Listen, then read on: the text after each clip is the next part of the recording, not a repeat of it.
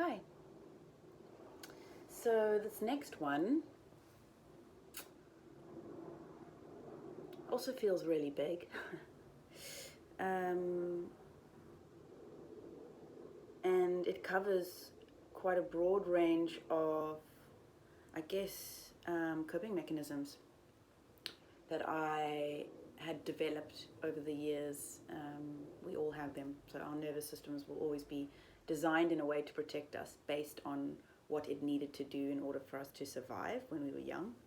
And that could have been for us to freeze and dissociate, or could have been for us to get activated, get really angry and fight, or it could be to just run away. So you might have a predisposition as to what happens when you are faced with something traumatic. And trauma is such a big word, and I think there perhaps is some misperception around what it encompasses. It's not necessarily a big traumatic catastrophe like a death or a loss, or a big change. It can be something really, really simple that just activates the nervous system in a way that makes you feel unsafe and afraid. And the amount of times that must happen when we're kids, at school and at home and wherever.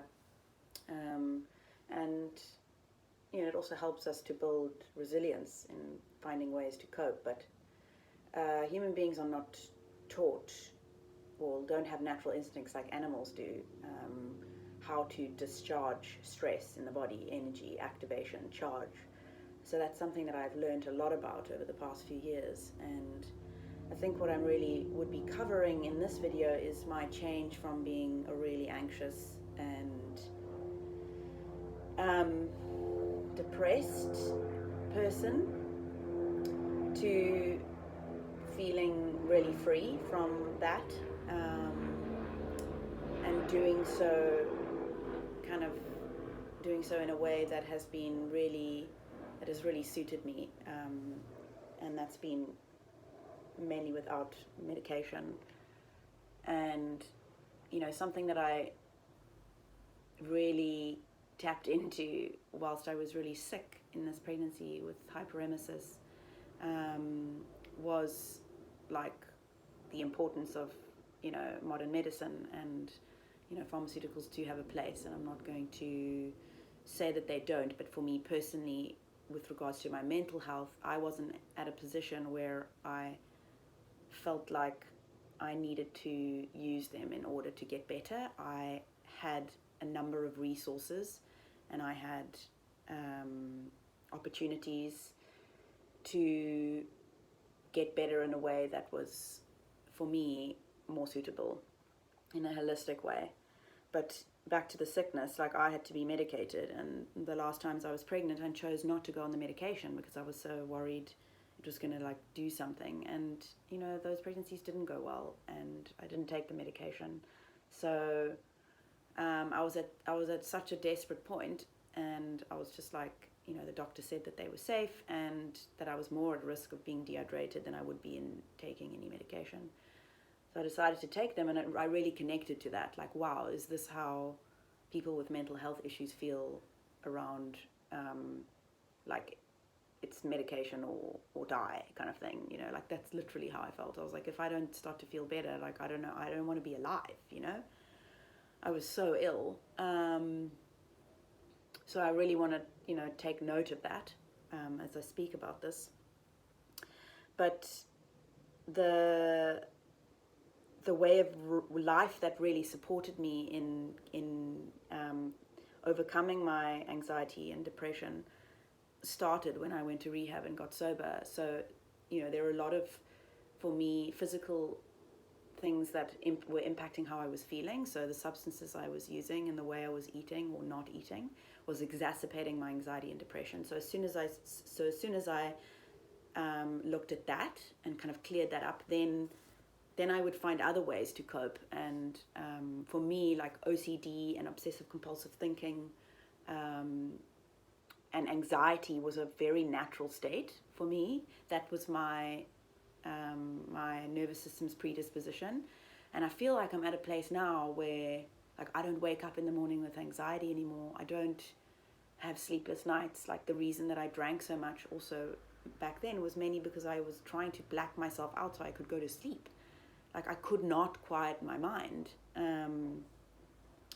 And the anxiety is really about control, and it feeds into so many other aspects, and which is why this covers probably every like personal change story for me is connected to my ability to be able to relinquish control and fall into a state of flow with life, feeling more trustworthy of my body and therefore of life.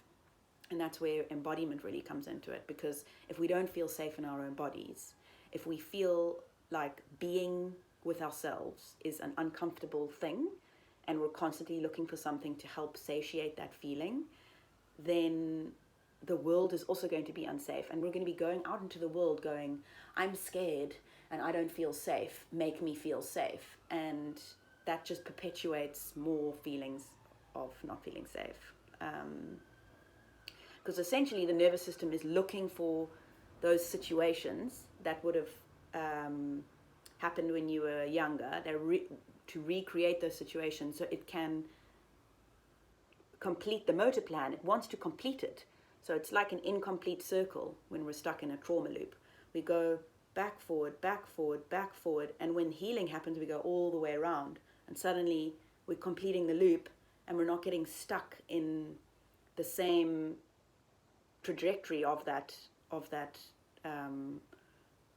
traumatic neuropathway about, like, I don't know, if you're neurotic about your health, or if you're, neurotic about money, or if you're terrified of rejection, or can't seem to keep down a relationship, or like suffer with really low self-esteem and don't have the courage to pursue a career, so you're stuck in like one that you hate.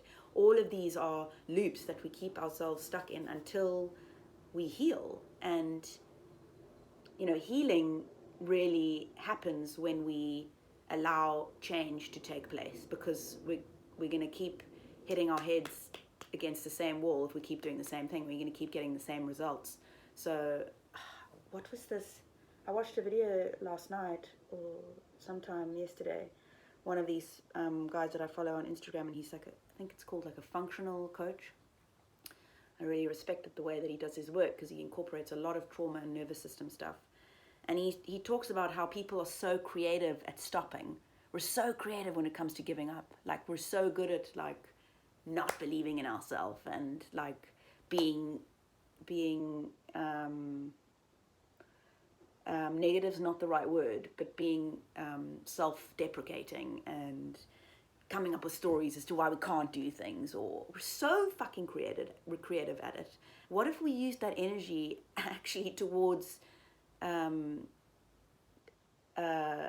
facilitating more purpose, or moving closer towards our purpose, or just into growing? What if we put all that energy into growing as opposed to just remaining stagnant? And yeah, this is ending up being about so much, because we don't want to invest in ourselves, and especially in our own healing. I mean, there's so much change that's happened in my generation around actually having the resources, the tools, and the capacity to be able to go and help ourselves. Where my parents' generation, that wasn't what they were doing. They were just focused on surviving. Whereas we're in a very different place, and I feel like it is our responsibility to look at ourselves, understand our traumatic history, and have the courage and the determination to heal and facilitate change, so that we can be like just the most incredible version of ourselves. That's what's going to make an impact in the world. And it's going to make an impact in your life. So whether we've all got mental health issues, we really do, and whether you are on medication or not, there are ways in which to adapt your lifestyle from a holistic perspective: spiritual, physical, mental, and emotional. All of these things that I cover in the work that I do with my clients. And then, there's some things that I can cover, and the rest will always be referred. I have a pool practitioners that I work with, and I'm not like rolling in it, but the money that I do have, I use to keep learning and keep training and keep getting better. And somehow it always comes back to me. I'm in this beautiful healing kind of cycle, and I know that I'm being taken care of by something greater than myself, because I keep making decisions and investing in my health in a way that I know is in line with my highest good. Wouldn't I want to be that for my children in the future? Wouldn't I want to be that for my friends and my family? Wouldn't I want them to be well for me? We all want the people that we love to be well. Why don't we want ourselves to be well? Why do we find it so difficult to commit and invest in ourselves? And that's a block that I came up against a lot in the early years, when, you know, and I had so much money and I was just spending money on all the stuff that didn't really matter, you know, like, or when I was working in advertising, and then suddenly I had no money, and the money that I did have, I was actually using to get better, because I had facilitated this incredible change in my lifestyle and then in my career and all these other aspects. I'll get to the career one in another video. But moving from a place of fear and control, which is essentially how I was living my whole life. I thought that I was in control, and that if I controlled everything around me and I had everything in place and I knew what I was doing this weekend and I had this person telling me this and I was doing this and ticking this box and I was practicing in this way or going for a run every 3 days, that I was a good person, I was good enough. Bullshit. It's not a way to live. Like, no one is rewarding you for like fulfilling some kind of list of shoulds that you think you need to be doing to be a good person. That is like the shadow side of self-help. We need to get into a natural rhythm with our nervous systems, learn more about actually what we're predisposed to do, figure out how to self-regulate in really simple ways, and we can do it in an enjoyable and accessible way. And that is, I believe, something that makes me unique about what I do. I feel like what I do is really accessible to all people, because I have a deep connection to spirit, and I'm also very practical. Like, you know, I find a lot of like spiritual programs and then practical programs that don't encompass both aspects. And the amount of like inquiry that I've done around my own feminine and masculine, which covers both of those things essentially, which is like discipline and flow, has really started to infiltrate into my work. And I like to develop strong and loving relationships with my clients in a way that makes them feel supported and empowered, and like we're doing this together. I'm not doing this for you. You're actually doing it. And making the decision to do any kind of work with someone that you just resonate with is the part of the process that actually ignites the work. And I know I speak about that a lot, but I'm so passionate about it because I've seen the results in my own life over and over again. Yeah, that's feels like a philosophical video, and I hope you got something from it, and I'll see you next time.